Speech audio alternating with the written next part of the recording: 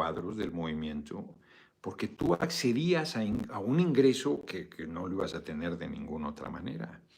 Y no te ubicabas que eso era temporal. Entonces, una vez que se metían a ese nivel de gasto, de vida, pues ya lo único que les importaba era mantener ese ingreso. Ludovic Ferber, mientras el dinero gató, la gente hará todo por dinero, ese es el problema, un saludo. Pues el dinero no hace nada y felicidades por su trabajo, el dinero no hace nada. No, el problema es la acumulación, porque ¿cuánto es suficiente? ¿Cuánto es suficiente? Bueno, tienes a Salinas Pliego, pues de gandalla con el campo de golf, en su momento se agandalló el Canal 40, a la fuerza lo ocupó, Ciro Gómez Leiva fue de los damnificados de ese proceso. El tipo tiene miles de millones de dólares, miles de millones de dólares. Pues viaja en helicóptero de Polanco a la oficina que tiene adelantito de Perisur, a un costado de Coicuilco. Tiene un yate de los más caros del mundo ahí parado todo el tiempo, la mayor parte del tiempo, en Los Cabos. O sea, es una acumulación absurda, irracional. Yo tengo el vicio de los libros. Y por supuesto que no hay libros que tengo. Pues yo no debería comprar un libro más en la vida, ya lo he comentado y seguiré comprando. O sea, ahora que estuve ahí en el Centro de las Artes, se llama, ¿verdad? El CENART, pues entré ahí de bolona a la librería hace un momentito. Fui al baño y pasé a la librería. Pues qué bueno que lo hice. Es una joya este libro. Es una joya. Luego llegaron los esclavos negros. Día tras día se escuchaba en estas sierras cenagosas el sonido metálico de los pies encadenados de quienes marchaban desde Virginia y Carolina del Norte hacia Georgia. Georgia era el mayor lugar. Alrededor de 1860, en el oeste de Dougherty, se alzó quizá el mayor reino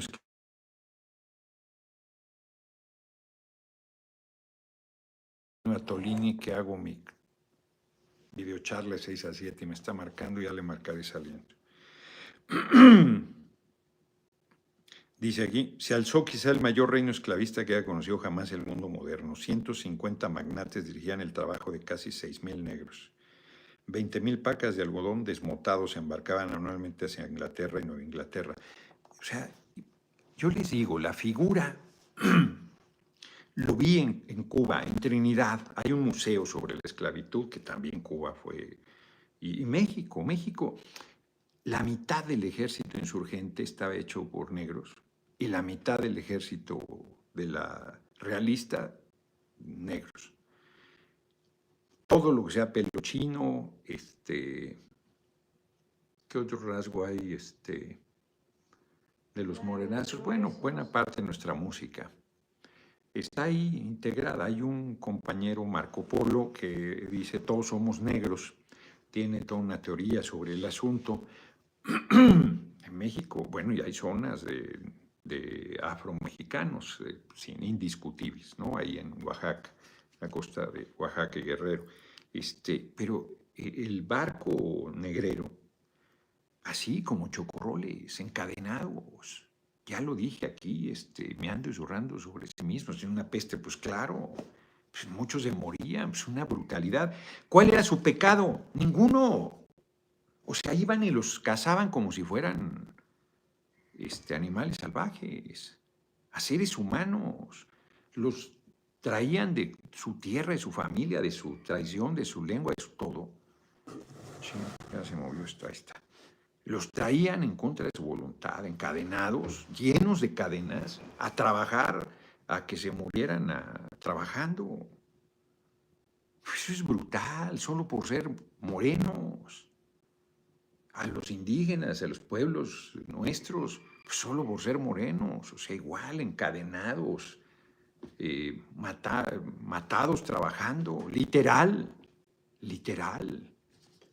Un capataz que a latigazos los agarraba cuando bajaban un poco el ritmo. llenos de cadenas. ¡Qué locura! Fue el apogeo de los nuevos ricos que provocó una vida despreocupada, de despreocupada extravagancia, reinar entre los amos. ¿Acaso no estaba construido todo este espectáculo, todo este oropel sobre muchos sufrimientos y muchos gemidos? Esta tierra era un pequeño infierno, me dijo un hombre pardo, harapiento, de rostro grave. He visto negros caerse muertos en el surco, se les echaba un lado de un puntapié, el arado nunca se detenía, y en el pabellón para castigarlos corría la sangre a borbotones. Con tales cimientos un reino solo puede con el tiempo tambalearse y caer. Y va comentando lo que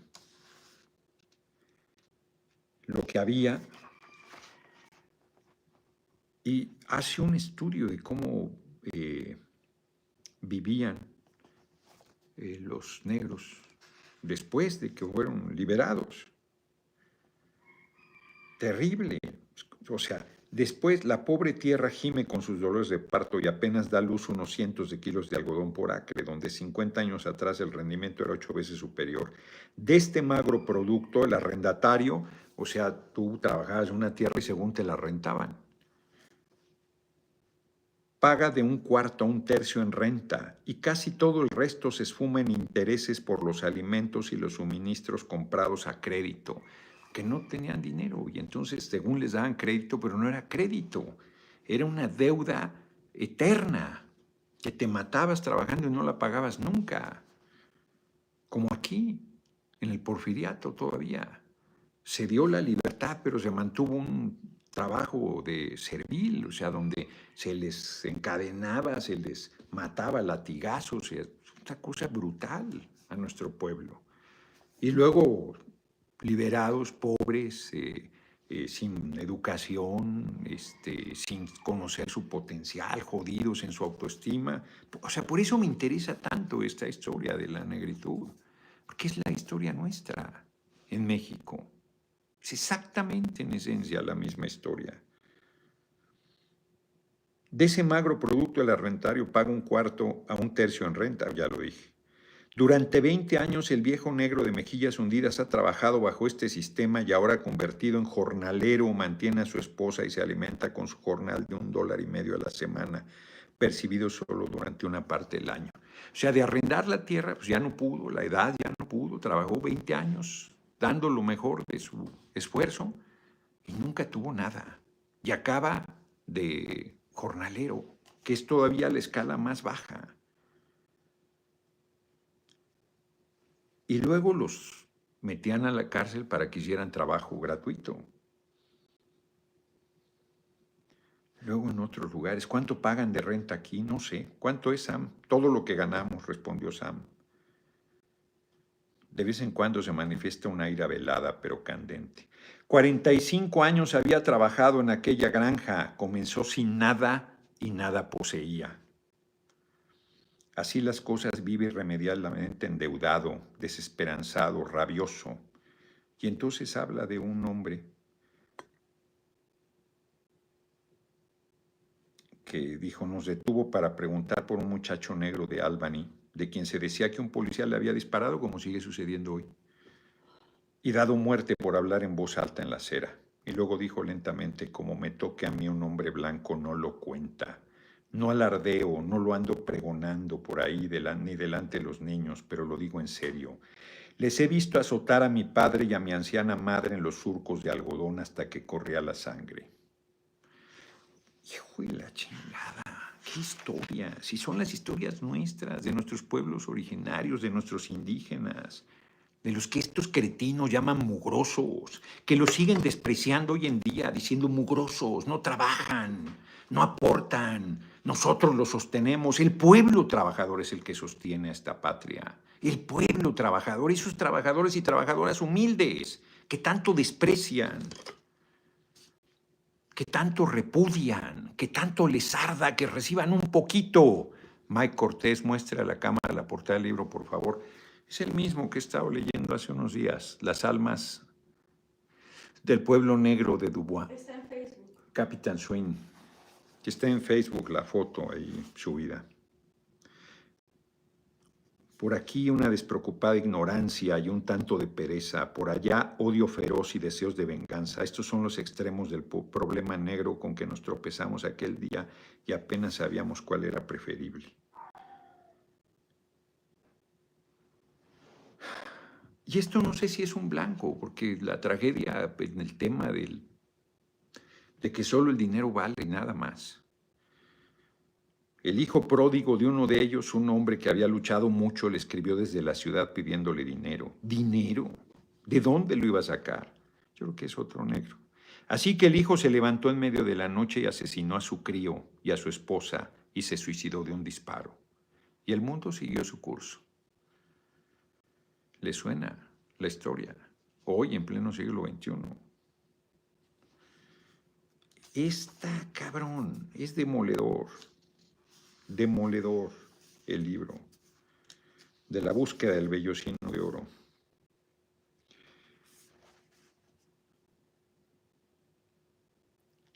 Y está aquí planteando cómo las grandes mansiones y todo, así como las del Paseo Montejo, después de la Guerra de Secesión, pues se fueron. El Balón de Oro de la... Bueno, no está lo que el viento se llevó. Lo que el viento se llevó. Fíjense, dice, el eje central del cinturón negro es la deuda, no el crédito comercial, sino la deuda en el sentido de imposibilidad interrumpida por parte del grueso de la población de hacer que los ingresos cubran los gastos. O sea, siempre recibes menos de lo que tienes que pagar. Tú estás ahí endeudado de por vida. En 1860 el condado de Dougherty contaba con 6,000 esclavos que tenían un precio en el mercado de al menos $2,5 millones y las granjas 3 millones. Eran 5 millones después de la guerra, todo eso se lo chupó la bruja y luego en Texas empezó a cultivar el algodón y bajó muchísimo el precio. Y plantea aquí las condiciones en que viven, en unas habitaciones, 2 habitaciones, 20 personas, un nivel de pobreza brutal, sin mayores muebles, si acaso una cama, terrible. Carecen de vidrios y pórticos, ornamentación al exterior. En el interior hay una chimenea negra y humeante, por lo general inestable. Una cama o 2, una mesa, un arcón de madera y unas pocas sillas componen el mobiliario, mientras que un cartel ocasional o un periódico conforman la decoración de las paredes. La mayoría de ellas están sucias y deterioradas, huelen en un lugar donde se ha comido y dormido, tienen una ventilación pobre y son cualquier cosa menos hogares. Las cabañas están repletas de gente atestada. Sigue siendo esto, en pleno siglo XXI. Podemos hallar familias de 8 o 10 personas que ocupan 1 o 2 habitaciones. La única gran ventaja del campesino negro es que puede pasar la mayor parte de su vida fuera de su casucha, al aire libre. Dice, las 4 causas principales de la existencia de estos hogares ruinosos. En primer término, una vieja costumbre nacida de la esclavitud ha asignado tales casas a los negros. A los trabajadores blancos se les ofrece mejores alojamientos y por esta razón y otras similares tienden a rendir mejor, obvio. Desconocen lo que es tener mejores casas. En tercer término, los propietarios no han llegado a darse cuenta que resulta una inversión comercial muy rentable elevar el nivel de vida de la mano de obra mediante métodos sensatos. Pues claro. Hay pocos incentivos para lograr que el trabajador se convierta en un mejor agricultor. Si es ambicioso, se mudará a la ciudad o probará otra fuente de ingresos, lo que pasa con esos campesinos. Como trabajador arrendatario, sus perspectivas casi no tienen esperanza y al aceptar el trabajo como un recurso temporal, toma la casa que le ofrezcan sin protestas. Es una tragedia que sigue siendo actual. Era sociólogo, además, Dubois, filósofo, historiador, pensador poderoso. Pensador poderoso.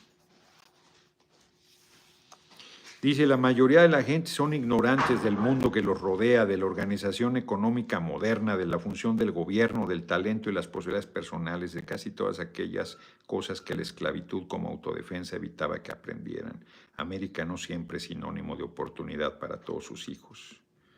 Es un alma cándida que ama y odia, trabaja y se agota, ríe a carcajadas y llora con amargura y contempla con ansia vaga y terrible el torvo horizonte de su existencia. Incluso el mismo modo en que lo hacemos usted y yo. Lo que está diciendo en otras palabras Dubois son seres humanos. Lo que le niega la derecha a nuestro pueblo es que somos seres humanos todos, en igualdad. como cualquier persona, y que merecemos respeto a nuestra dignidad como seres humanos y que nadie debería sufrir por carencias económicas. Y reitero que ese pueblo que desprecian, que ese pueblo que someten, que ese pueblo que explotan, es el creador de todo. Saludos, comandante Noroña. Sigo su trayectoria desde que era dirigente del Estado de México. Lo conocí en esa, siempre muy aguerrido, firme. Abrazo desde Iztapalapa. Muchas gracias, Alejandro Valderas. Son los pueblos los creadores de todo. La luz te pido, por favor, Emma, ambas. Muchas gracias. Uh-huh. Es que se llena de moscos cuando prendemos cuando se prenden las luces. Entonces, sí, gracias. Entonces es racismo, clasismo, infamia, injusticia social, avaricia, necedad. Pues ¿por qué nos odian tanto? No les hacemos ningún mal, no le hemos quitado nada a nadie, al contrario. A los que nos aborrecen se les da su derecho constitucional de adulto mayor, de adulta mayor, o a los padres o a los abuelitos de los que nos aborrecen. Se les da el apoyo si van a escuelas públicas. Toda la obra, o sea, repudian el aeropuerto Felipe Ángeles, ni lo conocen. Es un extraordinario aeropuerto. Carlos Sepúlveda. El odio y la desesperanza de la derecha hacia el pueblo emerge del temor por perder. Ya lo perdieron, lo que han avanzado ya lo perdieron. O sea, el robo al presupuesto ya lo perdieron. Eso que en realidad han ganado y construido sus empleados. Pero ya lo perdieron. Nuestro pueblo ya está consciente y eso no tiene marcha atrás. Por lo menos va a ser muy difícil que le den marcha atrás. Les vamos a volver a ganar.